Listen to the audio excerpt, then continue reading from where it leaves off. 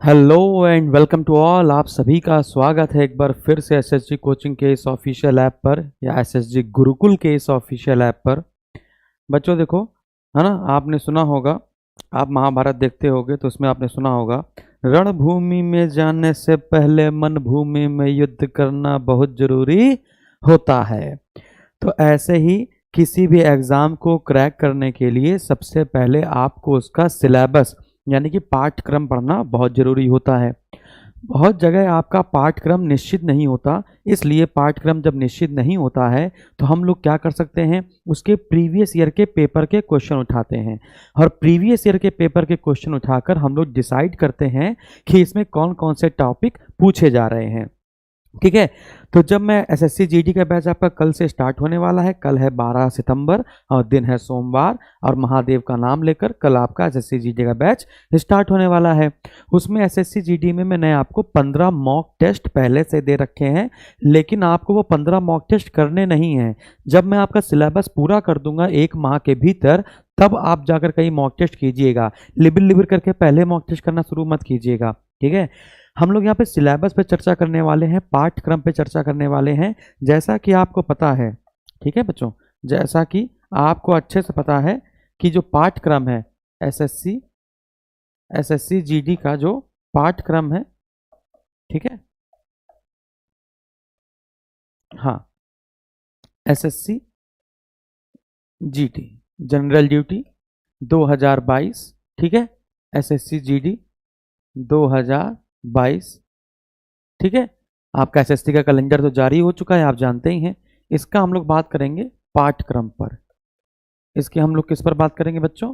पाठ्यक्रम पर बात करेंगे। अब इसमें आपके 4 सब्जेक्ट हैं, है ना। पहला आपका हो गया जीएस के, दूसरा आपका हो गया रीजनिंग REASONING, तीसरा आपका हो गया हिंदी, और आप अगर हिंदी नहीं लेना चाहते हैं तो ऑब्लिक करके इंग्लिश ले लीजिए, इंग्लिश ले लीजिए। और जो चौथा है वो है आपका मैथ, जो चौथा है वो है आपका बच्चों मैथ। ये 4 सब्जेक्ट आपके, जैसा कि आपको पता है, आने हैं। ठीक है, अब इन 4 सब्जेक्ट की अगर हम लोग बात करें तो इन 4 सब्जेक्ट में सबसे पहले हम लोग बात करेंगे हिंदी के पाठ्यक्रम की। हिंदी का पाठ्यक्रम, क्योंकि बच्चों को हिंदी का पाठ्यक्रम पता ही नहीं है। ठीक है, हिंदी का पाठ्यक्रम, इसको मैं समझा देता हूं, अच्छे से समझिएगा। जैसे सबसे पहले आपको देखना पड़ेगा संधि। क्या देखना पड़ेगा? संधि, है ना। संधि का नाम और संधि विच्छेद, संधि का नाम और संधि विच्छेद। और अगर इसमें संधि में जो सबसे ज़्यादा संधि पूछी जाती है एसएससी जीडी के पेपर में, वो है आपकी स्वर संधि, है ना। एसएससी जीडी में जो सबसे ज़्यादा आपसे पूछी जाती है बच्चों, वो है आपकी स्वर संधि। ठीक है, तो सबसे पहला, अब मैं बताता हूँ आपको। जैसे एसएससी जीडी में, जैसे मैं स्टार्ट करता हूँ वर्णमाला से, समझिए बच्चों, जैसे मैं स्टार्ट करता हूँ वर्णमाला से, तो वर्णमाला जब मैं पढ़ाता हूँ स्वर और व्यंजन, जब मैं वर्णमाला पढ़ाता हूँ, क्या क्या बच्चों? स्वर और व्यंजन। तो बच्चे कहते हैं सर जब बताइए, जब आपको पता है कि वर्णमाला हमारे सिलेबस में नहीं है तो आप वर्णमाला क्यों पढ़ा रहे हैं? तो हमने उनको बताते हैं कि वर्णमाला अगर आप नहीं पढ़ेंगे तो वर्णमाला नहीं पढ़ेंगे तो संधि कैसे कर पाएंगे? क्योंकि भाई दो वर्णों के मेल को, दो वर्णों के मेल से, दो वर्णों के मेल से जो विकार उत्पन्न होने वाला है, विकार का मतलब होता है परिवर्तन, जो विकार उत्पन्न होने वाला है उसी को हम लोग क्या कहते हैं बच्चों? उसी को हम लोग संधि कहते हैं। तो जब तक आपको वर्ण पता नहीं होंगे कि वर्ण 2 होते हैं, स्वर और व्यंजन, तब तक आप यहाँ पे ना स्वर संधि कर पाएंगे, ना व्यंजन संधि कर पाएंगे, ना विसर्ग संधि कर पाएंगे। बात मैं समझा पा रहा हूँ? ठीक है, तो ये आपको पहला पॉइंट समझना है। तो यानी कि वर्णमाला से ही स्टार्ट करेंगे। जब आप वर्णमाला पढ़ लेंगे तब आपको वर्णमाला से ही पता चलेंगी सामान्य अशुद्धियां। क्या पता चलेंगी? सामान्य अशुद्धियां, जिसको आप लोग कहते हो वर्तनी, जिसको कहते हो वर्तनी शुद्धिकरण या शब्द शुद्धिकरण, है ना। वर्तनी शुद्धिकरण या शब्द शुद्धिकरण, है ना। समझ में आ रहा है बच्चों? तो जब तक आप वर्णमाला से अच्छे से नहीं तात्पर्य होगी, जब तक आपको वर्ण विच्छेद नहीं आएगा, तब तक वर्ण विच्छेद नहीं आएगा तो आप ये भी नहीं कर पाएंगे। तो पहला और दूसरा चैप्टर हो गया। फिर इसके बाद तीसरा सबसे महत्वपूर्ण चैप्टर होता है समास। तीसरा सबसे महत्वपूर्ण चैप्टर होता है समास, है ना। आपको समास विग्रह करने के लिए दिया जाता है। आपको क्या दिया जाता है बच्चों? समास का विग्रह करने के लिए दिया जाता है। समास विग्रह, समास विग्रह करने के लिए दिया जाता है। या फिर आपसे समस्त पद पूछ लिया जाएगा, समस्त पद पूछ लिया जाएगा, या फिर आपसे समास का नाम पूछ लिया जाएगा। ठीक है, चलिए जैसे मैं आपसे कह दूं, जैसे एक क्वेश्चन है, एक क्वेश्चन लिखा है कि मुख दर्शन, लिखा हुआ है बच्चों मुख दर्शन। अब ये लिखा हुआ है, कह देगा कि मुख दर्शन में कौन सा समास है। ठीक है, क्वेश्चन लिखा हुआ है मुख दर्शन में कौन सा समास है। तो अगर आप अच्छे से नहीं पढ़ते होंगे, यदि आप बहुत ज़्यादा शॉर्ट ट्रिक के चक्कर में भागेंगे तो आपका करियर खराब हो सकता है। शॉर्ट ट्रिक हर जगह ना लगाइए। यदि मान के चलिए आप अपने जीवन में शॉर्ट ट्रिक लगा दीजिए, पसंद आएगा आपको? बिल्कुल पसंद नहीं आएगा, है ना। तो आपसे कहा जाए कि बताइए मुख दर्शन में कौन सा समास है, मुख दर्शन में कौन सा समास है, कौन सा समास है। बात समझ में आई है? तो आपका आंसर क्या आएगा? आपका आंसर क्या आएगा इसका? अब लोग क्या कहते हैं, देखो जो ट्रिक है, जो ट्रिक है वो क्या बताती है, जो आप लोग ट्रिक बताते हो कि कहीं पर अगर योजक चिन्ह आ जाए, समझो कहीं पर क्या आ जाए बच्चों? योजक चिन्ह आ जाए। क्या आ जाए बच्चों? कहीं पर योजक चिन्ह आ जाए तो कौन सा समास बताते हैं बच्चे? जल्दी बताओ कौन सा समास बताते हैं? तो वो कहते हैं द्वंद्व समास। क्या कहते हैं भैया? द्वंद्व समास बताते हैं। जबकि यहां पर ये तरीका गलत है, ये नहीं होगा, है ना। द्वंद्व समास नहीं होगा। मुख दर्शन में कौन सा समास होगा? तो मुख दर्शन में समास होगा आपका बच्चों कौन सा? तो आप कहेंगे संबंध तत्पुरुष। क्या होगा? संबंध तत्पुरुष समास। ठीक है, संबंध तत्पुरुष समास। अब कैसे होगा इसको मैं बताऊंगा, क्योंकि मुख दर्शन में योजक चिन्ह से आप कुछ नहीं करना है। बात समझ में आ रहा है? बहुत बढ़िया। ठीक है, तो ये आपका तीसरा चैप्टर हो जाता है, इसको कहते हैं समास। फिर चौथे चैप्टर में, चौथा चैप्टर, पांचवा चैप्टर, ये सब आपका एक साथ पढ़ना रहता है, जिसे कहते हैं विलोम शब्द, जिसे कहते हैं विलोम शब्द। विलोम शब्द का एक मजेदार मतलब है कि अगर शब्द तत्सम है, शब्द तत्सम है तो फिर उसका विपरीतार्थक भी तत्सम होना चाहिए। अगर शब्द तद्भव है, शब्द क्या है? तद्भव है, तो उसका विपरीतार्थक भी क्या होना चाहिए? तद्भव होना चाहिए।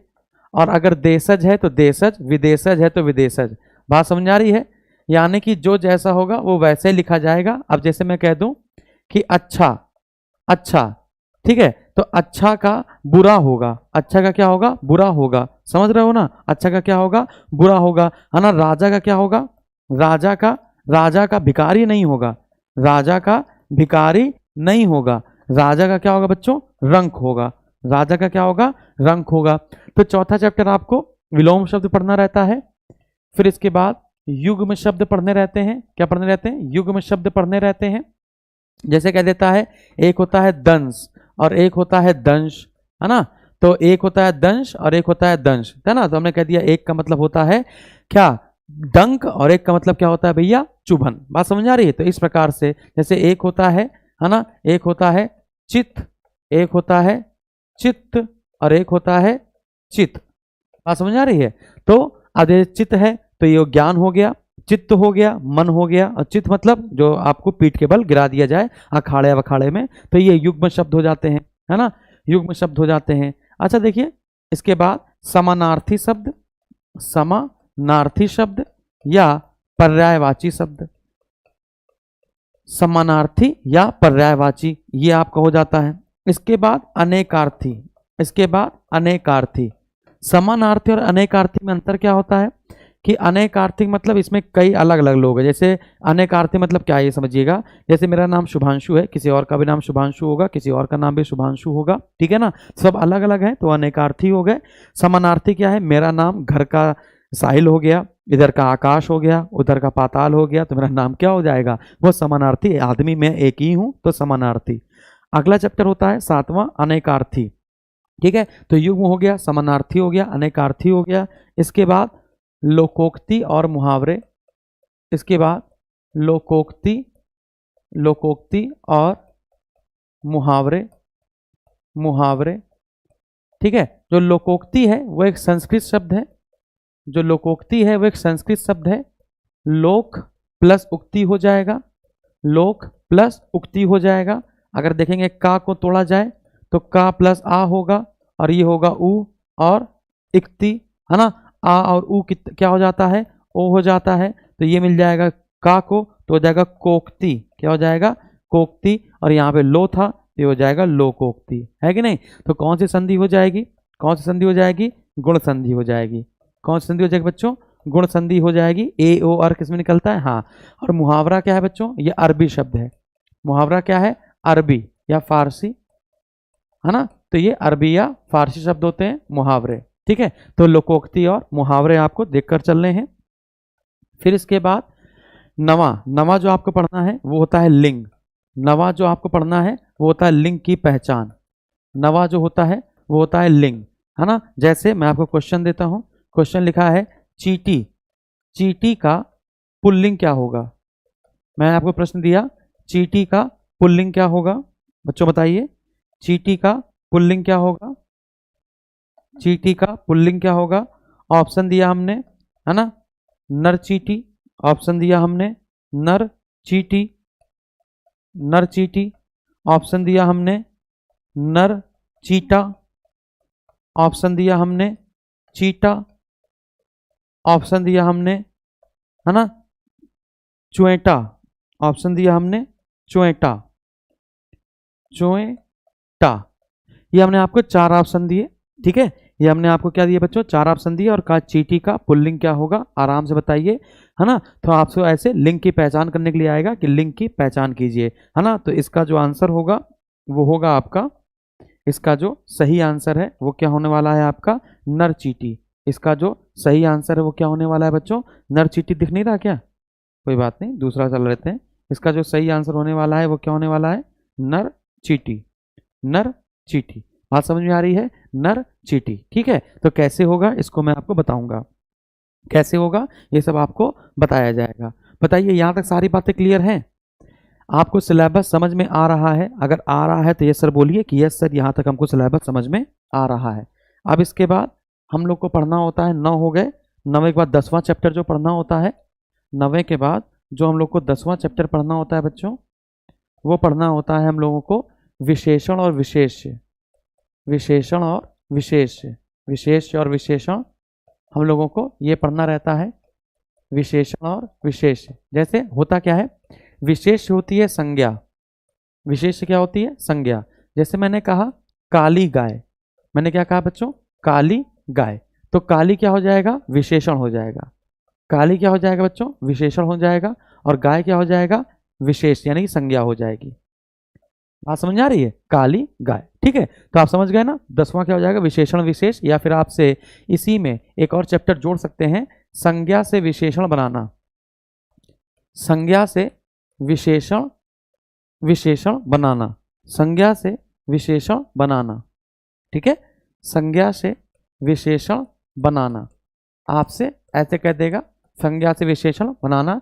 जैसे मैंने लिख दिया आपका मानव, तो मानव का क्या हो जाएगा, मानवता, है ना। मैंने लिख दिया दया, तो ये हो जाएगा दयालु। बात समझ आ रही है। तो संज्ञा से विशेषण बनाने के लिए आ सकता है, ठीक है। तो ये 10वां 11वां कि मैं आपको जो प्रीवियस ईयर के पेपर है, जो पिछले साल लगातार जो हो रहे थे, ठीक है, उन्हीं के आधार पर मैं आपको इसका सब कुछ बता रहा हूं, ठीक है। तो ये विशेषण से विशेष बनाना। इसके बाद इसके बाद इसके बाद लेखक या कवि और उनकी रचनाएं, लेखक कवि या उनकी रचनाएं, ठीक है, ये आपसे पूछा जाएगा, ठीक है, लेखक व उसकी रचनाएं, ठीक है। ये 12वां चैप्टर होगा आपका। इसके बाद बेटा रस छंद अलंकार इन सब के चक्कर में नहीं पढ़ना है आपको, ओके। सर देश विदेश की अच्छे से पहचान, नहीं देश विदेश आपके में नहीं आता बच्चों, देश विदेश नहीं आता, वरना मैं आपको बता देता, ठीक है ना। तो और क्या बचा, और क्या क्या बच्चा बच्चों जल्दी बताइए। संज्ञा नहीं पढ़ने, सर्वनाम क्रिया विशेषण, हाँ। इसके बाद आपको पढ़ना है वाक्य, 13वां आपको पढ़ना है वाक्य, वाक्य। तो वाक्य में क्या पढ़ना है, शुद्धिकरण। वाक्य में क्या पढ़ना है आपको, शुद्धिकरण पढ़ना है, वाक्य का शुद्धिकरण, है ना। और वाक्य के प्रकार, वाक्य का शुद्धिकरण पढ़ना है, सरल वाक्य, संयुक्त वाक्य, और मिश्र वाक्य, और मिश्र वाक्य आपको ये पढ़ना है। तो वाक्य का शुद्धिकरण आता है आपके पेपर में कि कोई वाक्य दे रखेगा उसको आपको शुद्धिकरण कह देगा। जैसे क्वेश्चन, ईमानदारी, ईमानदारी मनुष्य का, मनुष्य का श्रेष्ठ गुण है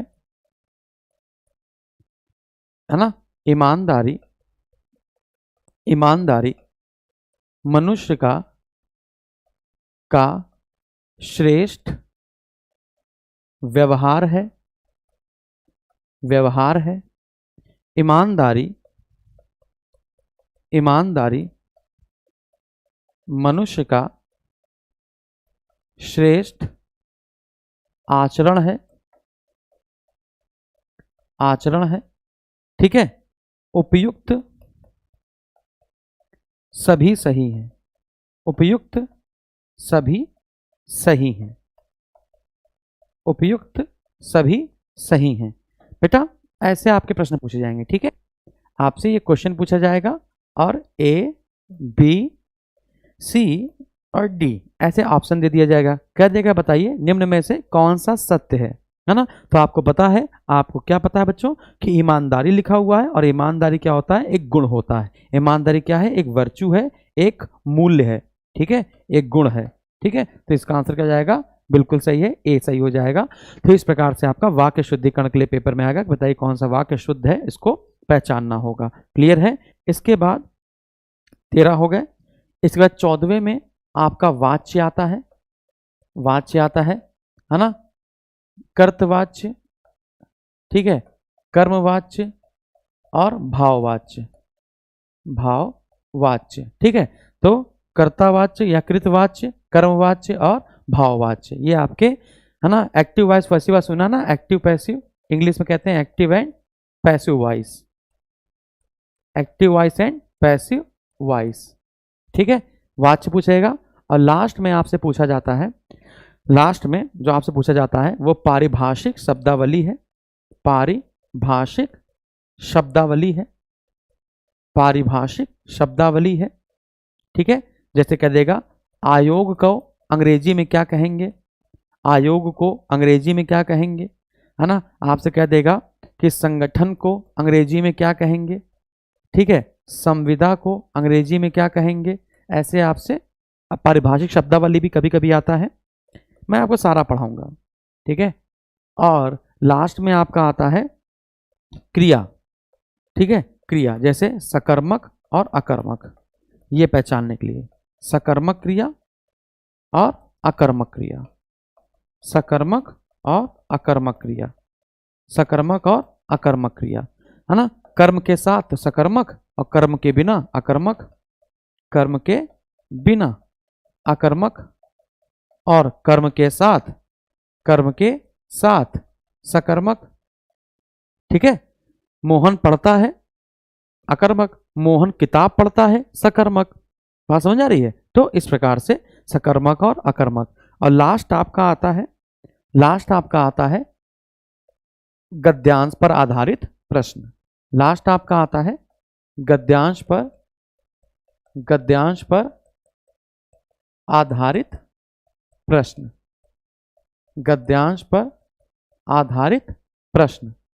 ठीक है, तो गद्यांश पर आधारित प्रश्न आते हैं, आपको ऐसे करके दे देगा, राम अपने पिता के साथ, पिता के साथ, है ना, बाजार गया, बाजार गया तो उसे पता चला, उसे पता चला कि उसके पिता, पिता ईमानदार और ऐसे दे देगा हैं, ऐसे दे देगा। ठीक है ना। तो क्या देगा बताइए, इसमें ऑप्शन भरिए, क्या देगा इसमें ऑप्शन भरिए। तो लिखा रहेगा, लिखा रहेगा ईमानदार और बेईमान। ठीक है, ईमानदार और, है ना, ईमानदार और चतुर, है ना, ईमानदार और कह सकते हैं हम लोग ईमानदार और मेहनती, मेहनती, ईमानदार और बेवकूफ, बेवकूफ, है ना, ऐसे बताइए। तो बताइए इसमें क्या होना चाहिए, जल्दी बताओ। ऐसे लिखा रहेगा, ऐसे गद्यांश पर आधारित प्रश्न देगा, ऐसे आपको लिखा रहेगा और ऐसे बीच बीच में पैसेज दे, ऐसे आपको ब्लैंक दे देगा, कह देगा बताइए, है ना। तो देखिएगा इसके तरीके होते हैं, देखिएगा तरीके क्या है। जो और शब्द है, जो और शब्द है वो सेम यानी कि समान चीजों को जोड़ता है, तो समान भाव को जोड़ता है, समान भाव को जोड़ता है, समझिएगा, समान भाव को जोड़ता है। जैसे किंतु, परंतु, लेकिन, ये विपरीतार्थक को जोड़ता है। विपरीतार्थक मतलब कि विलोम शब्द को जोड़ता है, विपरीतार्थक जोड़ता है। तो देखिए अगर और है तो इसके पहले जो शब्द लिखा होगा उसके बाद में भी वैसा ही होगा। जैसे ईमानदार क्या है, पॉजिटिव शब्द है, अच्छा शब्द है, तो यहां पर भी एक पॉजिटिव शब्द आएगा। आप देखेंगे बेईमान क्या है, निगेटिव है, चतुर क्या है, निगेटिव है, बेवकूफ क्या है, निगेटिव है, एक ही बच जाता है और हो जाता है मेहनती। बात समझ आ रही है। तो यहां पर आपका आंसर आ जाएगा मेहनती, यहां पर आंसर आ जाएगा मेहनती, समझ रहे हो बच्चों, ठीक है। तो इस प्रकार से ऐसे पूछा जाता है, आपको ये याद रखना है। तो टोटल 17 चैप्टर आपने देखे, टोटल कितने चैप्टर देखे बच्चों, 17 चैप्टर, ठीक है। तो टोटल 17 चैप्टर, टोटल 17 चैप्टर जब आप कर लेंगे तो आप 25 में 25 क्वेश्चन करके आएंगे। टोटल 17 अध्याय हैं, अध्याय हैं या प्रकरण हैं, प्रकरण हैं या टॉपिक्स हैं, टॉपिक्स हैं, ठीक है। 17, अगर ये 17 कर लिया आपने तो आपको 25 में से 25 नंबर लाने से कोई नहीं रोक सकता। और हिंदी, हिंदी और रीजनिंग, हिंदी और रीजनिंग, ठीक है।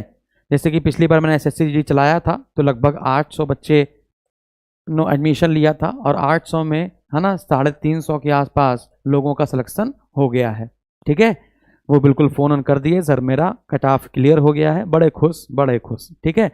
तो इस बार मैं चाहता हूँ, है ना, इसकी पिछली बार की जो फीस थी वो तो हमने 1000 रुपये ली थी, 999 रुपये पर महीना ली थी, है ना। इस बार सिर्फ और सिर्फ हम विद्यार्थी बढ़ाएंगे, सबका सिलेक्शन होगा, कम से कम कुछ नहीं तो है ना 2000 बच्चों का एडमिशन तो इस बार लूंगा, है ना। और 2000 में कम से कम कुछ नहीं तो है ना इसका 95% कोशिश करेंगे कि बच्चे सेलेक्ट हो जाएं। बाकी जो इधर उधर घूमते रहते हैं ना, इधर उधर घूमते रहते हैं, उनको विश्वास नहीं रहता है, इधर भी पढ़ रहे हैं उधर भी पढ़ रहे हैं, ये कर रहे हैं वो कर रहे हैं, उससे सब बर्बाद हो जाता है। एक तरफ जुड़ना है और लगातार जुड़ना है, ठीक है ना। तो लगभग मान के चलिए कि इस बार कोशिश तो करा जाएगा कि 100% सिलेक्शन दिया जाए, है ना। अभी ये बैच कल से शुरू होने वाला है, इसकी फीस अभी 99 रुपये है और आज आप इसको खरीद सकते हैं, आराम से एंजॉय कीजिए। इसके बाद ये आप एडमिशन बंद कर दिया जाएगा। आप जानते हैं जैसे वीडियो री एग्जाम का एडमिशन मैंने बंद कर दिया, ठीक है ना। जैसे जैसे बैच शुरू हो जाते हैं, बैच शुरू होने के पहले पहले मैं रखता हूँ, इसके पहले के एडमिशन सारे बंद कर देते हैं, ठीक है। तो एसएसजी गुरुकुल के ऐप को आपको डाउनलोड कर लेना है, वीडियो को लाइक कर देना है, शेयर कर देना है, सब्सक्राइब कर लेना है और एसएससी जीडी वाले सभी विद्यार्थियों को जोड़ लेना है, ठीक है। Thank you very much. स्वस्थ रहिए, मस्त रहिए, व्यस्त रहिए। और इसके बाद हिंदी का मैंने बता दिया, रीजनिंग, मैथ और जीएस का भी मैं बहुत जल्दी आपको स्ट्रैटेजी बता दूंगा, सिलेबस बता दूंगा, उसी के अकॉर्डिंग आपको पढ़ना है।